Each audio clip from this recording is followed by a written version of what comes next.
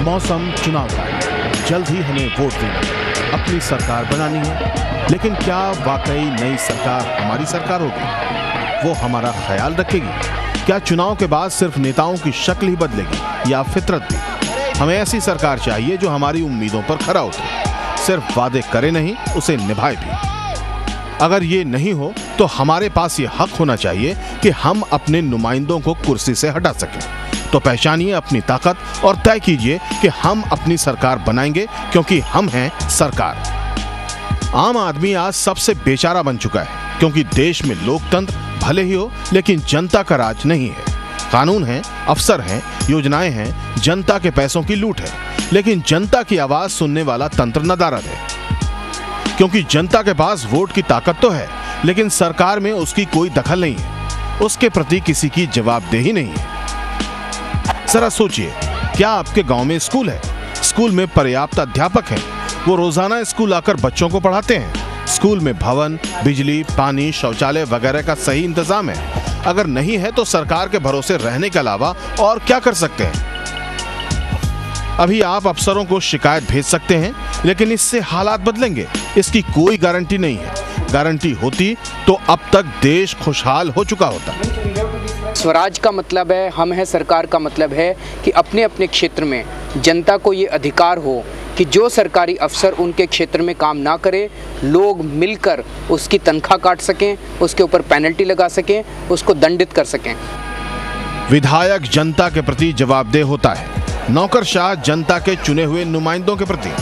यही जवाबदेही जनता को असली अधिकार दिलाती है। तो अब हमें अधिकार चाहिए, ये तय करने का हमारे लिए सही क्या है और गलत क्या।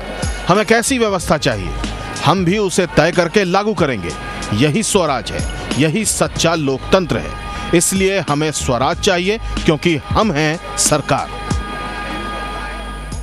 नमस्कार, मैं हूं विनोद अग्रहरी। आज हम आपको दिखा रहे हैं एक ऐसी खबर जिसका ताल्लुक हर किसी से है। ये आपकी और हमारी जिंदगी बदल सकती है, पूरे देश की तकदीर बदल सकती है।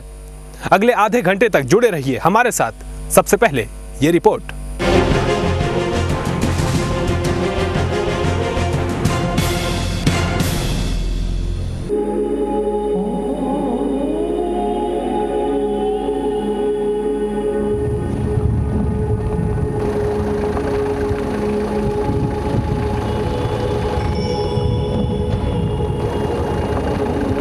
महाराष्ट्र का अहमदनगर जिला, शहर से 15 किलोमीटर के फासले पर मौजूद एक गांव का नाम किसी बाजार के होने का भ्रम पैदा करता है। लेकिन कोई बाजार न होने के बावजूद दूर दूर से लोग उस गांव का रुख कर रहे हैं। सुनने में बात अजीब लगती है, लेकिन गांव में दाखिल होते ही इसकी वजह समझ में आने लगती है।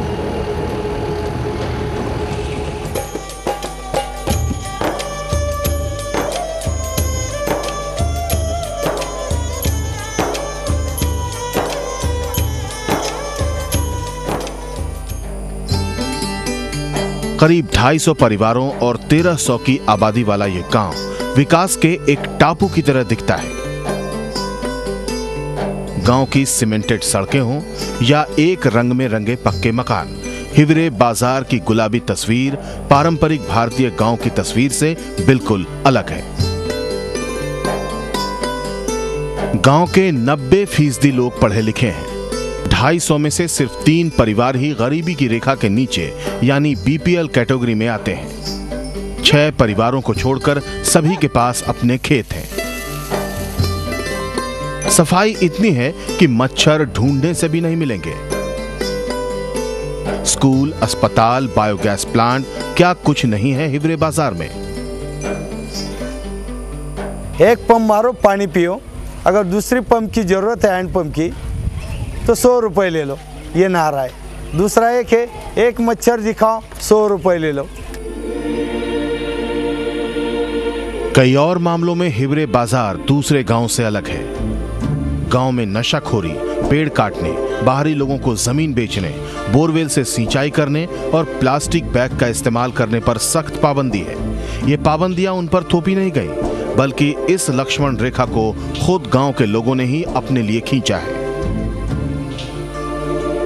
ये तो ग्राम सभा का ही यश हम मानेंगे, क्योंकि जब तक गांव का हर एक आदमी इस प्रक्रिया में नहीं आएगा तब तक आपको कौन से भी काम को यश नहीं मिलेगा।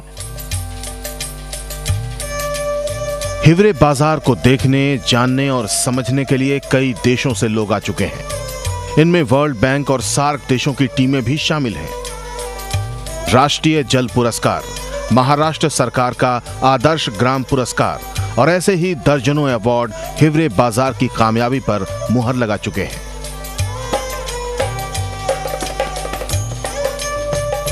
विनोद अग्रहरी, जी न्यूज, हिवरे बाजार, अहमदनगर। तो ये है देश के 6 लाख गांवों में से एक हिवरे बाजार, जिस पर आज पूरी दुनिया की निगाहें हैं। लेकिन 15-20 साल पहले इसी हिवरे बाजार की छवि शराबियों और जुआरियों के गांव की थी। हम आपको बताएंगे कि कैसे एक गांव पूरे देश की तकदीर बदल सकता है। लेकिन उससे पहले बताते हैं कि खुद इस गांव ने अपनी तकदीर कैसे बदली।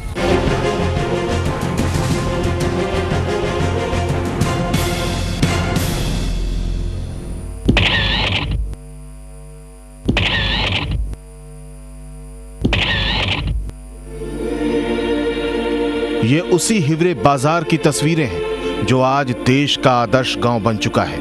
20 बरस पहले ये गांव बदहाली के चरम पर था। पानी की कमी से खेत सूख चुके थे और लोग शहरों की तरफ पलायन करने को मजबूर थे। गरीबी और बेरोजगारी की कोख से शराबी और जुआरी पैदा होने लगे थे।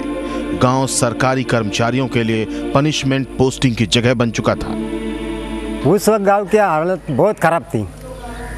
बोले तो शराबी बहुत थे, गांव में इतना पानी नहीं था। गांव में हुए इस बदलाव की शुरुआत हुई 1989 में। गांव के लोगों ने तय किया कि अपनी समस्याओं का हल उन्हें खुद तलाशना होगा। 26 जनवरी 1989 को नए सरपंच की अगुवाई में ग्राम सभा की पहली बैठक हुई। पहला फैसला लिया गया स्कूल के कायाकल्प का। 18 लोगों ने 5 साल के अंदर अपनी जगह दे दी और एक अच्छा अभी 7वीं कक्षा तक है। उसके बाद 8, 9 अभी 10 बन गया। 10वीं कक्षा तक एक अच्छा स्कूल है गांव में। गांव की सबसे बड़ी चुनौती थी पानी की कमी। 1972 से 1989 तक गांव में कई बार सूखा पड़ चुका था। वाटर लेवल काफी गिर चुका था। गांव के लोगों ने फैसला किया कि वो उन फसलों को नहीं उगाएंगे जिनमें ज्यादा पानी की जरूरत होती है। गन्ना और केले की जगह लोगों ने ज्वार, बाजरा और प्याज उगाने शुरू किए। बारिश का पानी और उपजाऊ मिट्टी को बहने से रोकने का उपाय भी गांव के लोगों ने ढूंढा। ये सीसीटी, इसको कंटिन्यूस कंट्रोल ट्रेंचेस कहेंगे और वाटरशेड प्रोग्राम में एक बहुत ही महत्वपूर्ण काम करती है। यहाँ जब भी बारिश होगा, क्योंकि सीसीटी का जो कैचमेंट एरिया है वो बहुत ही छोटा होता है, यहाँ जो भी बारिश होगी ये सीसीटी में रुक जाती है और ये रुका हुआ जो पानी है ये आसपास वाले पेड़ को भी मिलता है और जो नीचे वाली जो ज़मीन है उसका पानी की लेवल भी ठीक से बढ़ती है। लोगों की सामूहिक कोशिश रंग लाई। आज गांव में पानी की कोई समस्या नहीं है।